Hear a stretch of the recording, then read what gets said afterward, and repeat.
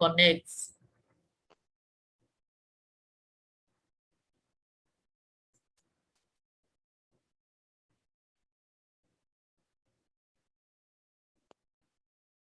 Let's connect this one still. So we are connecting Google Drive. Then remember to allow. Allow is like giving it access to your Google Drive. So let's assume this one works. So now this one has been connected. So we move to the next, which is customize your Zap. I don't have any file. Why is this giving me like this now? Which file do you want to use? I don't have any file. But so far, do you guys understand the process? Yes. Yes. Because for Yes. me, because Yes. this is not what you are going to do. It could, unless they make you to manage their Zappa account. Like me, I've never managed a Zappa account, unless the one I'm doing, the one I'm doing for myself. But I've never have to manage any company Zappa account. In fact, all these things are automated. But I just wanted to have an idea, because sometimes you can go to your company platform like on Slack and you'll be seeing so many automations like coming in from Zappa. Like, I don't know, we are not using Zappa for my team, but you see so many automations, like there's a contract. Yeah, I'm following, but well, there's a contract. I need to watch it before. There's a contract that I just completed recently. Almost all the assignments is coming from Zappa. Like each time the platform integrated Zendesk into Zappa. So once we integrated Zendesk into Zappa, let me go back so that I see how that one works. So when you integrated Zendesk into Zappa, what it does is that each time a ticket, you know when we say ticket, like when a customer has a complaint, it comes to you, it comes to Zendesk. Like we see it as a ticket, sometimes we call it case, we call it anything we want to call it. So once customer creates that, we see it as a notification on Zendesk, or no, Zappa. You can see it as a notification on Zappa or HubSpot. Sometimes we see it as also, for those that use HubSpot. For this one that just trigger, this one is just a schedule. You can still just do the same thing here. You click this and you trigger it. So what are you doing? What event do you trigger? And then just say Slack. But it will not come and ask me for Slack information. Let's search for Slack. Sorry. Or let's say trigger events. So new events, or okay, event start date. I'm just trying to use another way. This is like another workaround for you to just a simple of creating Zap from their own automation instead of me trying to create it from afresh. Then I'm great. So you click continue for us to trigger an action. So you choose a calendar. Okay, let's use this one. But this calendar apparently don't have anything, so I don't think it's, but okay, now I'm setting up a Zap, but in a simpler way. The other one is more like complicated, but you don't have any business with that. So I'm just giving you like an example of a simpler way of setting a Zap. Just use their own like editor. Here, I can give it the name like test. This is going to be the name of our Zap. Then I'll come here. How many minutes? Like choose a calendar. I've choose the calendar, which is my epiters. Then time before 1 or 2, like how far before the event do you want us to trigger? That means I'm trying to get a notification for an event in my email or my calendar. You get, so they're not asking me how many minutes before, or like how long before they trigger this notification. You know, sometimes you have a meeting by 10, 15 minutes before then, they'll send you a notification like you have a meeting, or 5 minutes before the meeting, you get another notification. So now they're asking me how long, maybe let's just say 5. So every 5 minutes, they should trigger an action. And what action do I want them to trigger? Or what do I really want them to send? So time before unit, you can send it here. It has already been set like 1 hour, minutes. So set it to minutes already. So trigger only event containing search. So here, when we are talking about events, there are keywords that has to do with the event. Let's just say, assume, let's say holiday. So any you're searching. So holiday, and you click continue. So any email that have holiday, which is an event that has to be in my calendar, it will trigger an action. Do you get it? So now you can try to test your trigger, or you can create more actions. I can decide to create another action here. An action is so, but I don't want to. Let's try this one and see what happened. But I don't think I have any email that has that holiday. Event could not be found. They keep an app because of that boy with the pressure.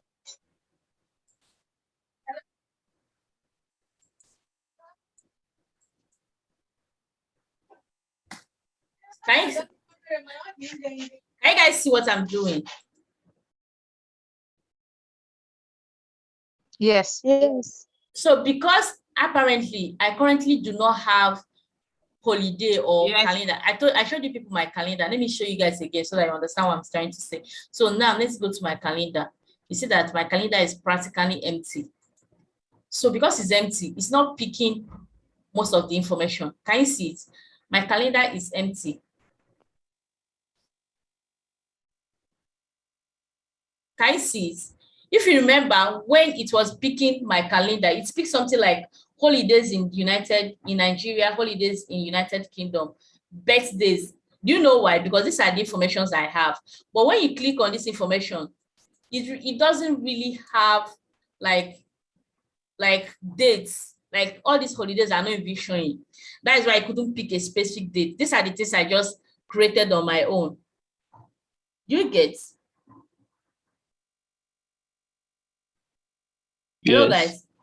So these are the things I'm just, these are the things. So there's no way it will automate something that is not already on the calendar, because I don't have anything here. I don't have holiday. I don't have anything. So there's no way to automate it. So now this is the example it's giving us. Yes. Yes. So example of an event. So you can see now it's giving us an example. This is what it should have looked like had it successfully picked up an event on my calendar.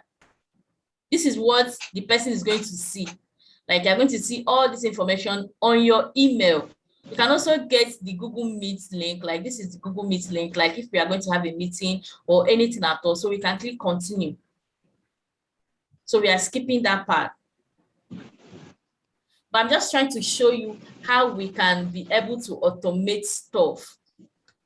These are the ones I've tried doing in the past. So we can also try to do maybe Google Drive and Google Sheets or Google Form, Google Drive and Google Form and all that. So, but I don't want to do that because I've deleted my Google Form. So that is how it works. So in your own time, you can decide to create a free trial XAMPP and try to merge your documents. Maybe you can go back and create Google Form, then create, maybe you can even form a meeting in your head on your calendar. Go to your Google Calendar. I know by now that most of you should have seen your Google Calendars. Create a meeting, just schedule something, and having done that, you can try to merge it. But on a normal day, these are not the things you as a person do on your own end. It's the company that does it, but you get the notification on your emails.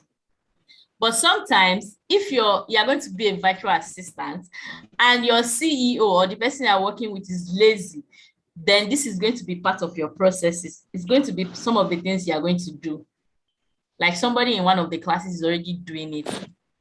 So I just like giving an example in case you find yourself in such scenario, that you know that you're not alone and it's part of your job and just have to do that. There's somebody making noise that I'm trying to locate the person and remove that person. Person stops. So that is that for XAMPP. But you can, I'm also going to share a video link, or maybe just the way we are currently doing with Intercom, Zendex, and the rest of it. Somebody can, you can go to YouTube, watch their tutorials, then share with others in the group. But please, I'm still saying it, stop creating all these softwares. When you create them, you will not get the value for, like most of all this thing I'm trying to do, I'm getting error. Why I'm getting this error is because I'm running them on my own. They are not integrated into a platform. Do you get? So when you run these softwares on their own, like as a standalone software, you don't get the full features of this platform, because that is not how they were meant to run. Do you get the gist? Yes. This platform, Yeah. the truth is that the natural or the way this platform were created is like, I'm using Facebook. I want to link Facebook to IG. Like most of you might have noticed that sometimes when you post something on your Facebook story, it will go and reflect on your IG. Most of us.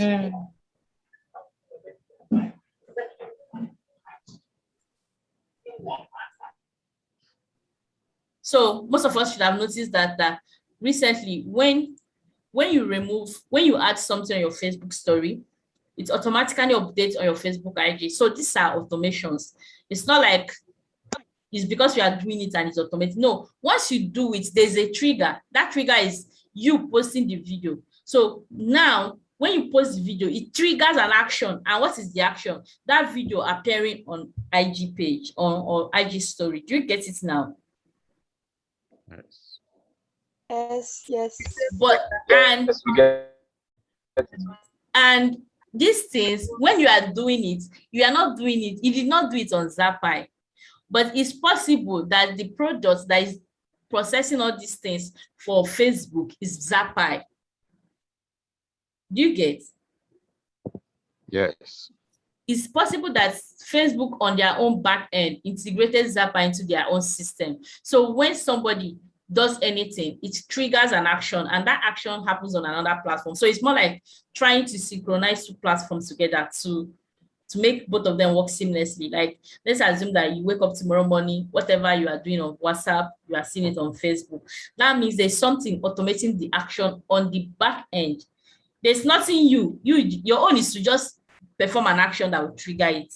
You're not the one trying to manage both applications. No, just perform one single action and to trigger the action to happen on the other platform. So that is it. So that is why most of the time when you guys ask about Zendesk and other, the only thing you can get on Zendesk is that you can see that on Zendesk you can create teams, decide whether you want Zendesk to work as an email support, phone support, but you are not getting the full access of Zendesk, the features. You are not going to see it. The only way you are going to see it is when you integrate it into a website and the website now needs it, then you can now attend to people on your Zendesk. Do you get? Yes. I think by now, maybe by tomorrow, a lot of you understand it. Once you start going through the videos and we start having our discussion classes, you may probably understand this. But just have the idea that, don't go out. You can download the free trial, look at it, how it works. But the truth is, you're not going to get the full features. Like most of the things you're going to be using, you're not going to see it there. So that is why I always advocate you use that time to watch tutorials so that you see people that have already integrated into their platform and how it works for them. That is the only thing you need. So that when you are going for interviews, even though you have never used that before, you should be able to explain how it works. So we also talked about Trackify. I don't know if I talked about Trackify. Let me just come here. Give me a moment. Let me open my another screen. So this is more like Trackify here. This is Trackify. So Trackify is majorly like most of the company I work for. I use Trackify to track my working hour. Like we use it to track how many hours you have worked for a day, how many. So once you start working, you come here, you can see the work clock here, right? So Ekwi, is the same thing with Clockify, because that's what I'm seeing on your screen. Yes, Clockify, yes. Let me see what I wrote there. Okay, thank you. What did I write there? Okay, Trackify. Yeah, we have Trackify, we have Clockify, but the one I have here, I think I was meant to write Clockify, not Clock. But both of them do the same thing. Let me just leave it and so that you can also probably look out for this one. But the one I'm talking about is Clockify. All right.